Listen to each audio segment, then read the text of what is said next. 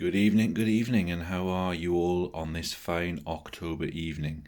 I am quite cold, quite tired, if I'm honest. So I'm trying not to make this video sound a bit doleful because I'm just constantly wanting to kind of just go, that's about all I can really drum up this evening. But this video has to be done. Right, so last time we looked at my tool bags, didn't we? And we actually looked at my tool bags and what we could fit in my tool bags. And I said to you, Bert, I'm not going to go on about the tools because, this is about the tool bags. Well, tonight we're going to go on about the tools, okay? So I'm going to show you the tools I use, and I'm going to kind of do it from the basis of what I use the tools for in my daily job, rather than like all the uses of the tools and like a full review of the tools and what they can do. I want to do that like kind of like on a separate basis with the tools. So my cutting tools to have all the wire out and showing they strip and all that, but this is just going through the tools I have in my bag and what I use them for mainly in my job. So this is my service bag. This is the bag that comes everywhere with me. So every job I have, this comes out with me. And this bag here, this is like my kind of surplus tools. So, this kind of sits in the van most of the time, and like it'll tend to be like all any spare tools or extra tools I have will sit in there, and like I'll probably pick one or two out sometimes and put them in here if I need them, for any particular reason or what have you. So this is kind of like more like a storage bag, if I'm honest. So it kind of just sits in the van. So I'm going to go through this first, okay? I'm not going to like spend ages on it. I'll just show you what I got in the tool bag, okay? So in the front here, we have a loose thread, which wasn't there before. I'm a bit scared to pull that because I'm a bit worried about what it's going to do. Bear with me, I'm just going to snip this, pause the video. Well, that wasn't supposed to happen. Well, okay, so just keep some hand sanitizer. Don't know why I keep it in here. I just kind of had this in my hand, didn't quite know what to do with it, so I shoved hand sanitizer in it. No real rhyme or reason for that. Keep a little pen for doing my zone plans on. Tape. So that's that pocket done. Okay, let's not beat around the bush here. Right, in here, this front pocket here, nice deep front pocket, I keep my, well, that's how you drop all your tools. That is one of the problems of doing things when you're tired and doing things one-handed, isn't it? You just drop everything everywhere. Right, in here, okay, right.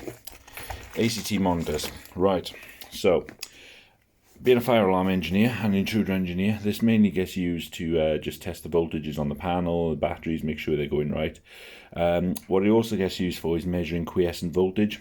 So what I sometimes do is I'll stick a crocodile clip to it. I'll stick it in this mode here.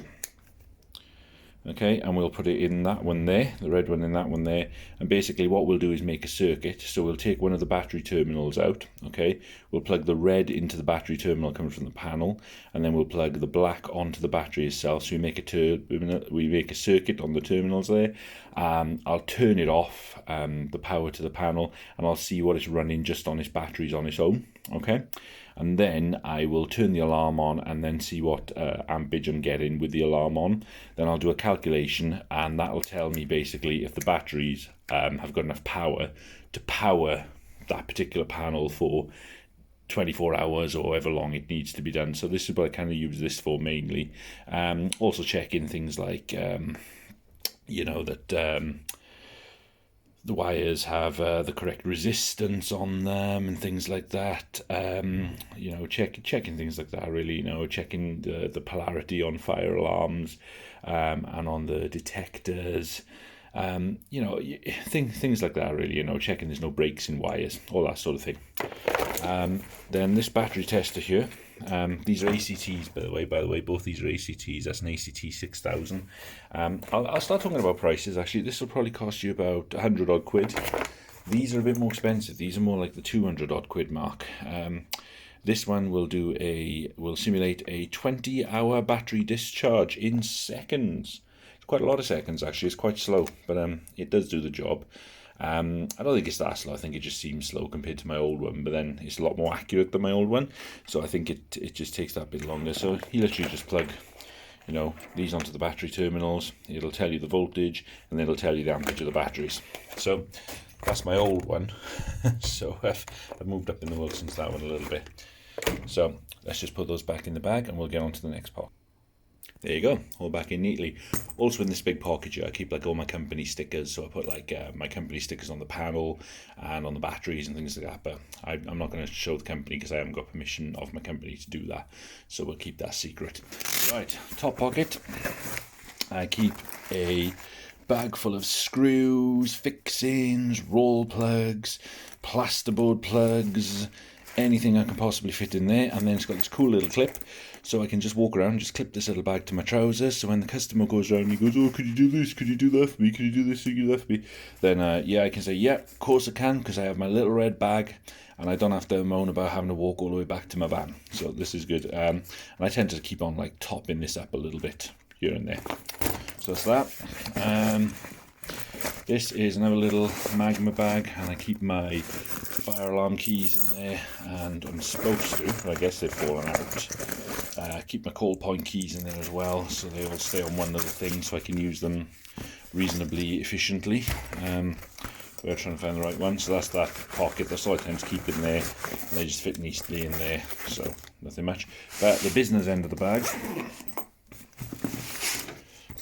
Now you've seen these before, but you know, last time I just pulled them all out quickly, didn't I? And just went over a couple of tools because I couldn't resist. But yeah, let's pull it out quickly.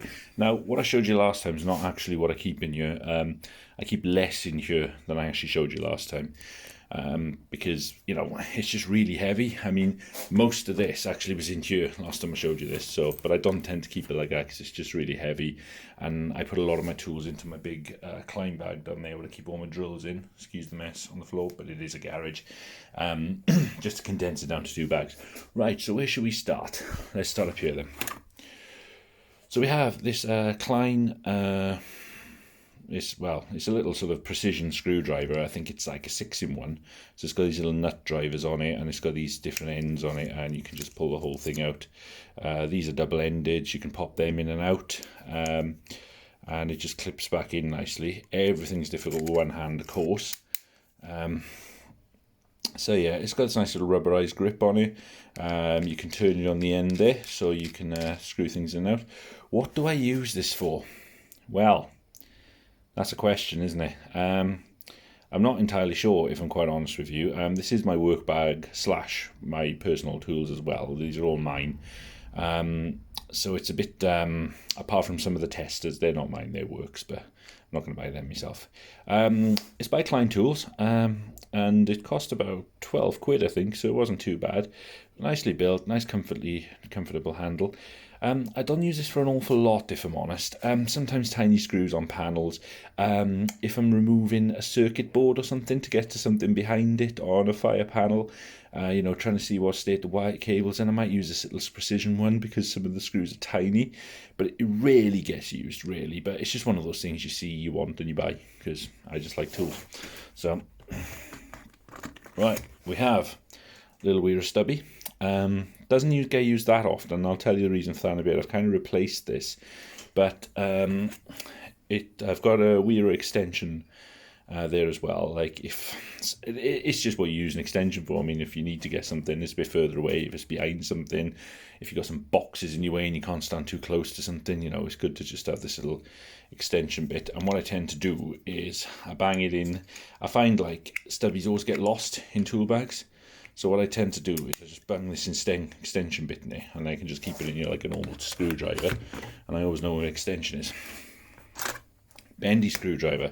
This is one of those things, again, that gets used rarely, but when you do need it, you need it. So if you've got like a tight gap that you can't, that, you know, it's only that end going into it, you can't even get a stubby handle in it, this is quite useful. You can bend it into a screw, and you can actually get quite a lot of leverage on that. So you can bend it into a screw, you can screw something out, like, you know, if there's like a small wall and a door frame in front of it and you need to get into a tight gap like that, which, you know, a stubby just won't fit in. Or if, you know, it's right up against a wall on that side, so the handle of a stubby can't fit in there, then this is the only thing it'll do. It'll just bend in there and turn nicely, and then your handle's all the way out there. So that's quite a useful tool to have. So I use that for, you know, a lot of doors and things, door contacts. Sometimes if they're in a tight space, it's useful just to use that little thing to get it out. You're rarely going to use it, but when you do use it, you know, it's the only thing that'll work. quite frankly.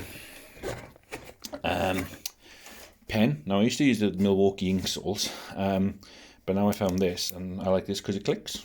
How cool is that? And you press the end. Well, it did work. There we are. It's the Dura Ink 20 retractable bullet tip. So there you go. And this is a Markall. So yeah, I started using these for a while. I think they're all rubbish, to be honest. All these marker pens last 5 minutes and then they're knackered. So I'm not a particular fan of any of them.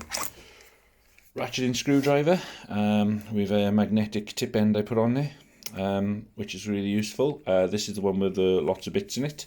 So click it out and then you've got all your bits in there. Don't tend to use them that often. Well, that's a lie. I do tend to take them out from only using this, but I also use them in conjunction with my Tool Check Plus, which I'll show you in a bit. And then these plus all these make a nice little set. So, you know, any sort of screwdriving you want, you've got in here. These I tend to use more for personal use than for work use, but they are good if you take it out long screws. Like sometimes, it's infuriating. They'll put like a really, really long screw into a junction box when you've got an MCP, or if you've got, a smoke detector going into a junction box. Sometimes I'll put a ridiculously long screw in it, and I get quite achy hands when I do things repetitively and fiddly. So it's nice just to have a little ratchet sometimes, so it just takes the strain off your hands. So I tend to use it for things like that. So it's quite good for that. This is one of my most used tools. I use this all the time. I always use this for starting a pilot hole, for making holes in ceiling tiles when I want to put plasterboard punches in there. Plasterboard punches. This is a plasterboard punch. Sorry, I told you I'm tired. You'll have to just forgive me. I'm going to look back on this video and I'm thinking I'm going to talk absolute nonsense all the way through it, okay? And this is going to be a bit of a long one as well, isn't it? I use this for making holes. So you've got your 5mm, your 6mm and your 7mm, and then you can put your roll plug, focus, you can put your roll plug straight into it, and you'll have to keep drilling and disturbing the customers. You can do it reasonably quietly. If you whack the end, it'll go into a lot of things. You can see I've battered quite a lot of it there. But, you know, it's a decent little tool, really handy to have. One of those things you think, oh, I may use that, and you use it all the time. Speaking of which, was this. Now, I bought this as a bit of a gimmick. This is a Klein Tools long screwdriver here, and it's got a Phillips head on it. But then you pull that. Let me just get a screw to show you. I'm sure it's reasonably self-explanatory, but... So, you pull... I'm not going to be able to do this one-handed, am I? Here we are. You pull that, and you put your screw. Oh, obviously this is easy if you're not trying to hold a phone at the same time. Yeah, you put... Because this won't stay in place. Tell you what, let's do the pause again. Right, there you go. You pull the sleeve down, you lock the screw in the end there, and the sleeve holds it in. Now, when you are trying to screw... something like this directly into something like that, that is brilliant for just trying to screw a screw directly into something, because it just starts it off for you like that, and then you can just flick it up. Your screw's already started, as you can see, okay? You can flick it up, and then you can just finish screwing it in with your normal screwdriver. I don't really want that screw in there though, so I'll pull it out. So yeah, that's great. I mean, it's something I bought as a bit of a gimmick, and I use it all the time. You know, if I'm doing emergency lights and putting them up or something, I'll always start putting them into the ceiling with this, so I'm not constantly dropping my screws all the time, because I'm usually up a ladder as well, so it's really irritating. This saves me a lot of work. It's really great, and it only costs about 12 quid as well. And that's another Klein Tools one. So yeah, it's a really good screwdriver. I'd recommend getting one of these. I'm not gonna. You can buy a flathead version as well. I'm not gonna bother with that because I'd never use it, to be honest. Although I don't know, man. If I was putting like screws in a fire, in a smoke alarm in a ceiling again, those long ones I was on about, I don't know. Maybe I would. But you can tend to sort of screw them in by hand first, you know. But if you're screwing into something, into like a solid material that isn't already screwed out, then it's a bit harder. And, you know, I know you should drill them first and it makes life easier. Yeah, I know that, but we don't, do we? We do whatever's easiest sometimes on the job, and as long as it's not unprofessional and it works properly, it's fine. Okay, and when you're screwing into, like, you know, a ceiling tile or, you know, some plaster or something, it's not that bad, is it? So, there we go. Now, I've done a whole review on this knife, so I'm not going to talk about it too much. This is my Armeg knife. Love this knife. I love its grippiness. I love its handle. I love its weight.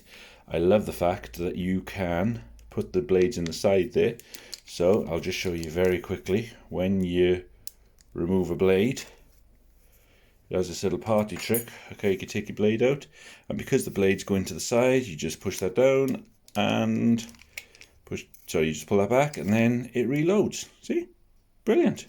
Just reload, and I like the fact it locks into different places.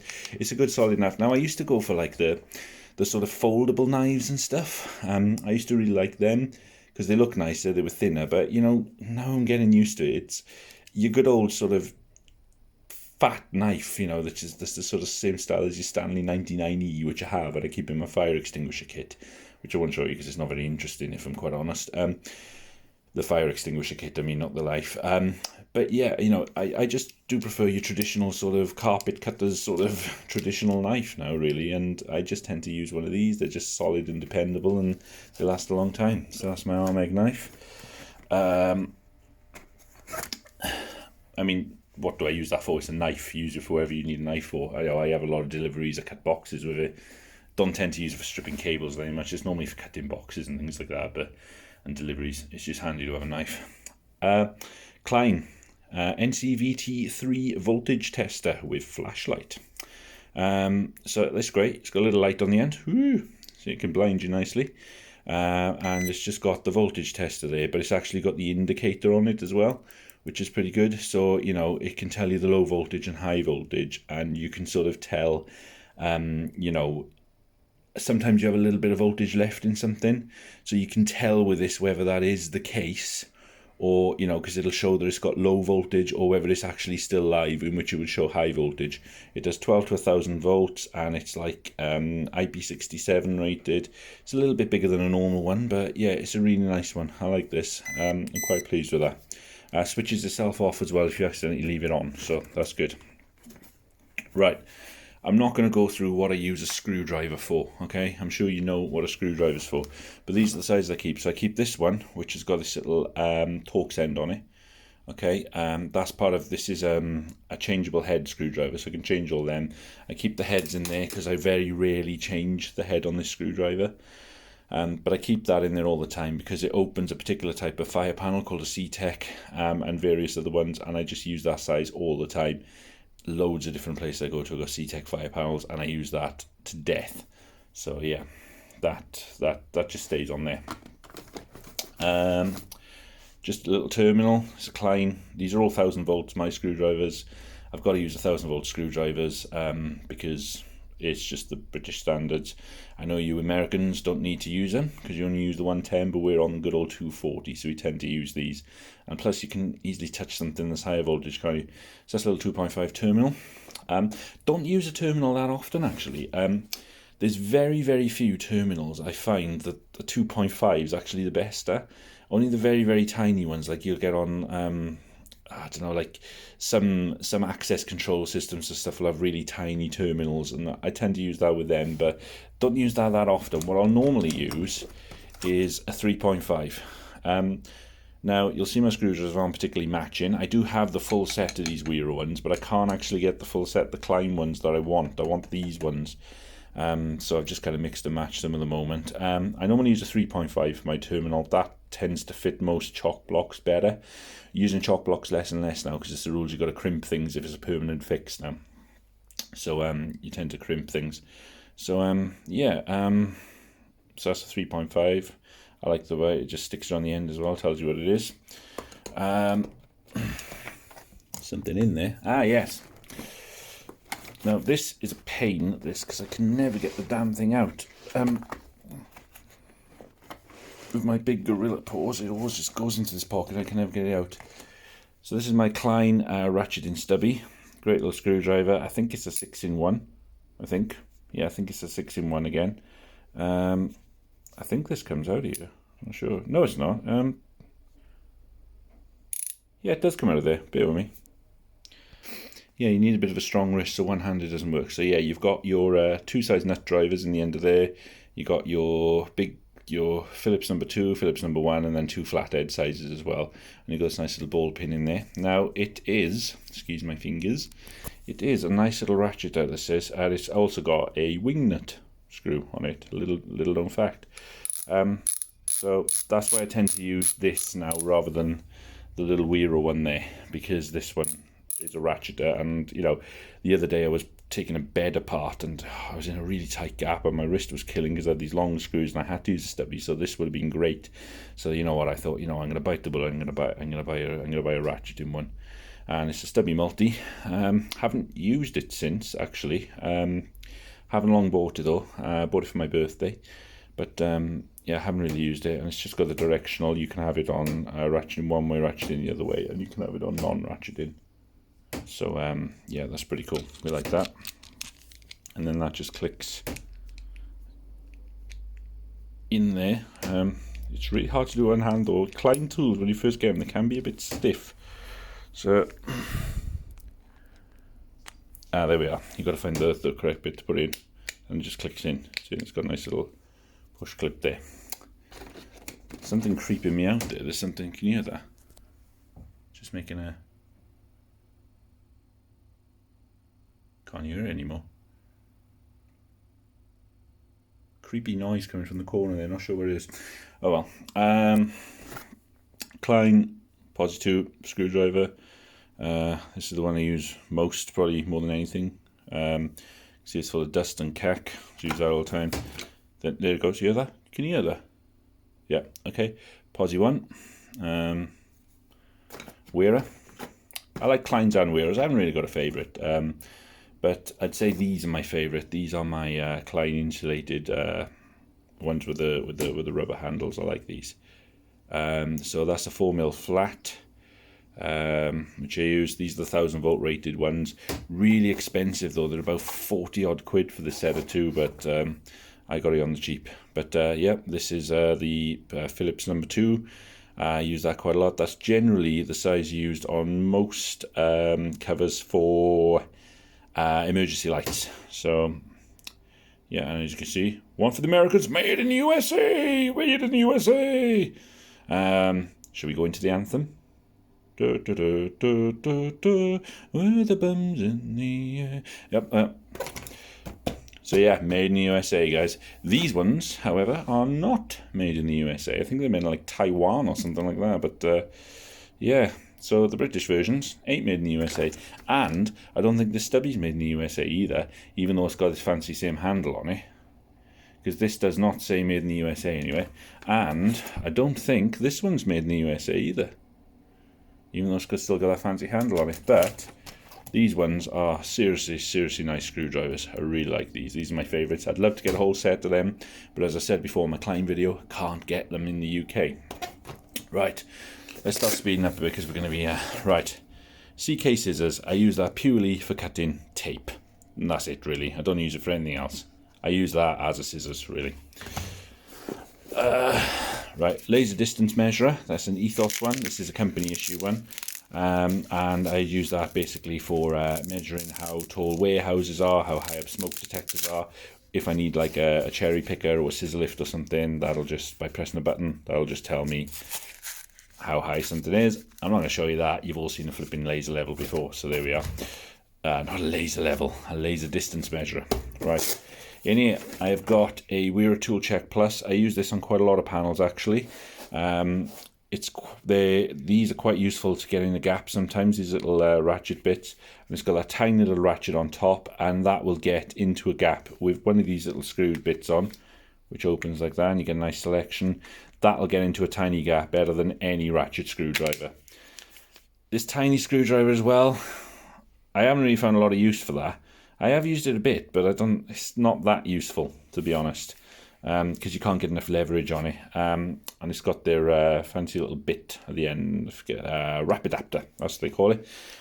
So yeah, I mean, this will be a review all on its own, but it's a really nice, really expensive, I will add though, bit of kit. And I use it in conjunction with all this. So with all these bits here, all this all fits together, and you've got a really nice little screwdriver set with that. Also in here, I have a magnetizer demagnetizer. I was amazed by the witchcraft of this when I first saw it, you know, that it makes my screwdrivers magnetic. And even more exciting, it makes it unmagnetic. Wow. Exciting stuff. We love it. Right. So they live in those nice little pockets there. I have my famous set. Now, they always do this now. They always just stick it way in the air like this, and I don't know why, and they're supposed to sit down like that. So there we go. So this is a Torx driver set and an Allen key set, and I've glued them together. So it's all just one big set. So now, if I lose them, I lose the lot. Great idea, yeah? But it is good that I can have all as one big set. It does feel a bit special. It feels a nice bit weighty. But now I've done this, because that sits at the bottom now, it just pushes it up. And because it's got the weight of these on it, it always just pushes my Allen keys in the air all the time. So they're always kind of in the wrong place. So I might actually try putting them like that, upside down, see if that's any better on that end there. But yeah, that's got all sorts of different sizes. Again, that's not something I use that often. But it is something I use. No, it just looks weird like that. I can't have them sitting upside down. That just looks weird. They've got to go the right way. You know, I might forget what they are. I might not know they're an Allen key set one day, and I just might throw them in the bin or something. So, yeah. But I like they're all colour-coded. I don't use them that often, if I'm honest. Yeah, they're just there if needed. Sometimes you get an odd size or something on a gate, or you know, on some kind of weird old panel or something, and they're just useful to have. Right, over this side of the bag, right, I keep a tiny hammer. This is just for knocking in roll plugs, so I don't have to carry a big hammer. All that does is knock in little roll plugs into plaster usually. Okay. I have a Nipex. I have a Nipex Super Nips. I'm calling it Nipex, okay? We got to get into it, haven't we? Knipex, Nipex. You know, the correct pronunciation is Knipex, as the Germans say, okay? But, you know, we're British, and it comes with Allen key, so I'm always going to, no matter even if I know the correct pronunciation, I'm always just going to call it Nipex anyway. I don't care what anyone thinks. I'm calling it Nipex, okay? It's mine. I called my children what they want, because they are what I wanted to, because they're mine. This is mine. I'm going to call this what I want to call it. Okay, so yeah, get over it. Nipex. And this one's got the ESD, electrostatic discharge handles, so I don't statically ruin my things I'm working on. And in this case, I can't damage the electronics on my cable ties, because that's all that gets used for. That chops cable ties. Okay. But it's very good. It's nice and flush, and you can't leave a cable tie these days that it'll cut or scratch another engineer. So you've got to get it completely flush, and they do it perfectly. So that's what I use them for. Tiny mirror. Use that for checking my makeup, making sure I'm looking good for work, and just checking my teeth if I got any cavities or anything like that. But no. It's useful for getting behind panels and stuff. If you can't see something, you don't want to take something apart, it's useful for just poking behind it. But you've got to be a bit careful with it, because it's metal and you don't want to touch something that you're going to electrocute yourself with. Foldable Klein Tools knife. Now, I'm going to pause the video to get this out, because this is impossible to do with one hand. Okay, so